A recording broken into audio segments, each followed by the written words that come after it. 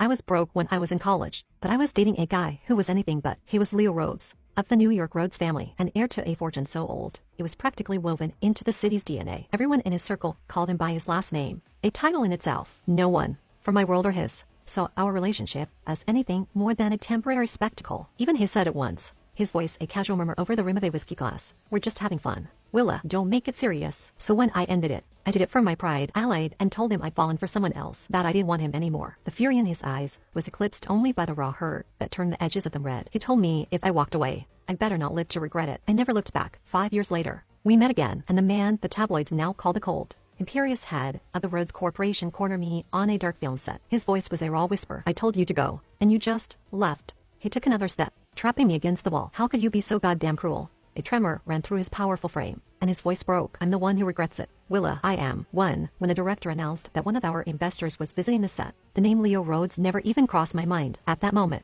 I was standing with my back to him, running lines with another actor. I could feel his presence more than see it, a gravitational pull surrounded by a hushed entourage of producers and executives. He was just a few feet away, standing behind the monitors. I swallowed hard, my throat suddenly dry, my fingers tightened on my script, the cheap paper crinkling into permanent folds. Thankfully, the lead producer, a man named Stan, scurried over to greet the star of our film. He gestured grandly in Leo's direction. Mr. Rhodes, I'd like you to meet our leading lady. She's one of the hottest rising stars right now. The woman, her makeup a flawless mask of ambition, turned a brilliant, practiced smile on Leo. Mr. Rhodes, we met once at a gala at the Met. I don't know if you'd remember. Leo barely acknowledged her. He lifted his gaze for a fraction of a second before it dropped back to the monitors, his expression unreadable. He stared at the screen, his eyes dark and intense. For a split second, I saw a storm gather in their depth, a tidal wave of something fierce and unnameable, for it was gone, leaving behind only a calm, chilling surface. The producer, flustered by the dismissal, glanced at the monitor, trying to see what had captured the Titan's attention. He cleared his throat. Mr. Rhodes, is everything all right?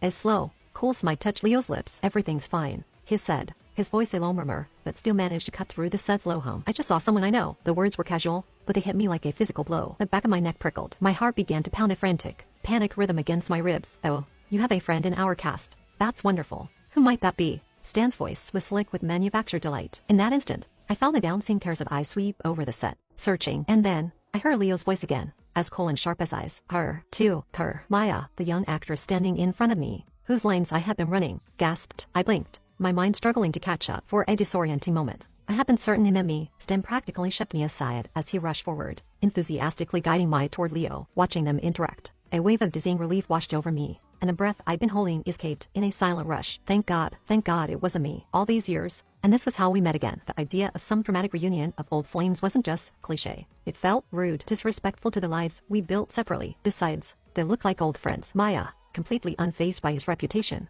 playfully swatted his arm. Leo, what are you doing here? I'm trying to run lines. A lazy, familiar grin spread across his face, softening the hard edges of the man he'd become. Your brother sent me, he replied, his voice a low rumble. Said to tell you to stop messing around and come home. He looked nothing like the volatile, short-tempered man I remembered, and from the sycophantic grin on Stan's face, it was clear this reunion was a welcome one. So welcome, in fact, that the director and producers immediately suggested they continue their conversation over dinner at a nearby restaurant. Leo, surprisingly, didn't refuse. I watched their retreating figures, a small crowd parting before them, like the Red Sea. I clutched the script, now mangled beyond recognition, and let out another slow breath. I had survived. The day was finally over, but just as the group was about to round the corner, Maya suddenly turned back. Her bright, youthful voice echoed across the now quiet set. Willa, hey, Willa, you want to come to dinner with us?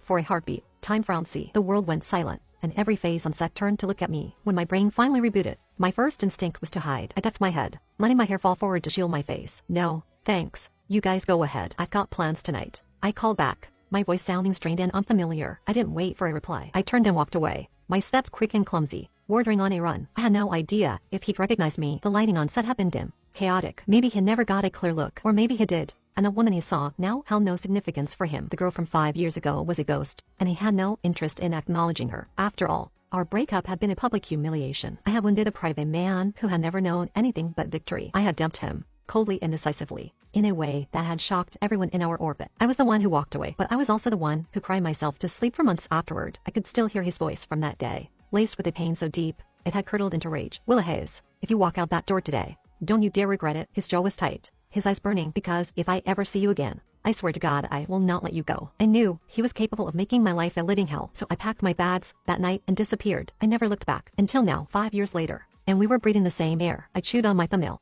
A nervous habit I thought I'd kicked years ago. A cold dread seeped into my bones. Surely, after all this time, he wouldn't still want revenge, would he? 4. Leo Rhodes had a bad temper. That wasn't just my opinion. It was a universally acknowledged fact by anyone who knew him during our college years at NYU. He was the crown prince of New York City, the kind of guy who commanded respect and fear with a single glance. He had the family name, the looks, and a mind so sharp he never seemed to have to try if it weren't for the fact that I was drowning in my mom's medical bills, forcing me to take a gig as a promotional model at a luxury car event. Our paths would never have crossed. I met him for the first time in a private, members-only club in Soho. He was perched on a high stool at the bar, legs crossed, lazily propping his chin on one hand as he watched me on a small stage, trying to smile my way through Wicca with the event's host. The friend who got me the gig had said there was a bonus, a big one, for staying for that private viewing afterward. An exclusive showcase for the city's young and wealthy elite. The word bonus was a siren song I couldn't resist. So there I was, in a borrowed cocktail dress that was a size too small, teetering on heels and smiling at million-dollar cars until my face felt like it would crack. I knew I was pretty. My roommates always said I had the face of an ice queen, but the eyes of a lost one.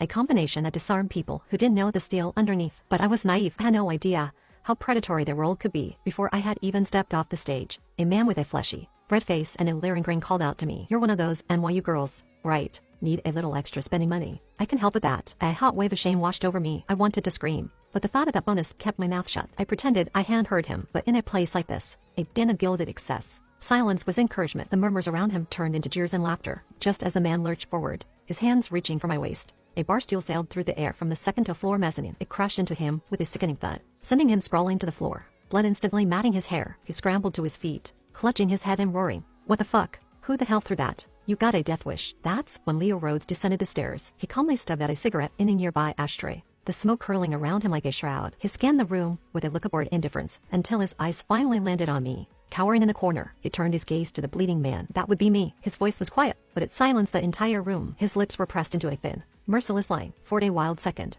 I was terrified they were going to brawl, right there, because of me. But the man, who seconds ago had been a raging bull, suddenly transformed. His face went pale, and a sycophantic, terrified smile stretched his lips. He started bowing and scraping, his hands wringing together. "A misunderstanding, Mr. Rhodes. A complete misunderstanding." He stammered, "My apologies, sir." He looked like a grotesque, bubble-headed doll. It was pathetic and terrifying. That was the moment I understood. Crown Prince wasn't just a nickname his friends used. It was his reality. And it was the first time I saw his legendary temper up close. He completely ignored the man's apologies. He simply nodded to the two security guards who had materialized at his side. "Break his arm," he said, his voice flat and devoid of emotion. The one he was about to touch her with. After it was done, he sank into a chair, lit another cigarette, and rested the sole of his expensive shoe on the man's chest, pinning him to the floor. "Do me a favor," Leo said, exhaling a stream of smoke. "Try to keep the filth in your head from now on. Otherwise, I might just have to arrange a little procedure for you to make sure your particular brand of stupidity doesn't get passed on to another generation." 5. A cold night wind whipped around the trailers and waited until I was sure they would have finished dinner,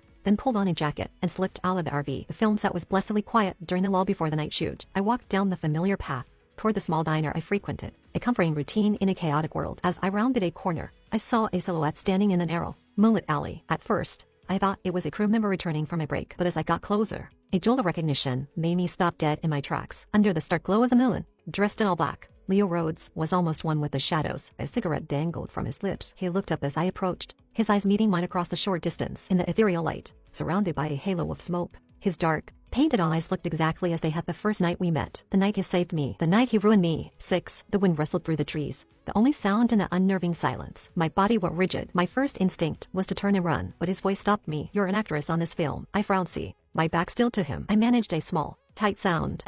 What role? "The third lead. Going to get dinner." "Yes." "You know who I am." "Yes." "The investor. The man who holds my career in the palm of his hand." His rapid-fire questions made my palms sweat. I had no idea what he was doing, what game he was playing. Before I could process it, he asked another, "Are you afraid of me?" "No." "Then why are you looking at the ground?" "Huh?" "The wind is strong tonight." A low chuckle, raspy from the smoke, rumbled in his chest. "You look like someone I used to know." My heart leaped into my throat. "Is that so?" I forced a lightness I didn't feel. "What an honor. I guess I just have one of those faces." "Maybe," he mused. "Happens all the time in your industry, right? People looking alike." I had nothing to add, so I just nodded into the darkness. Silence fell again, thick and heavy. I watched him light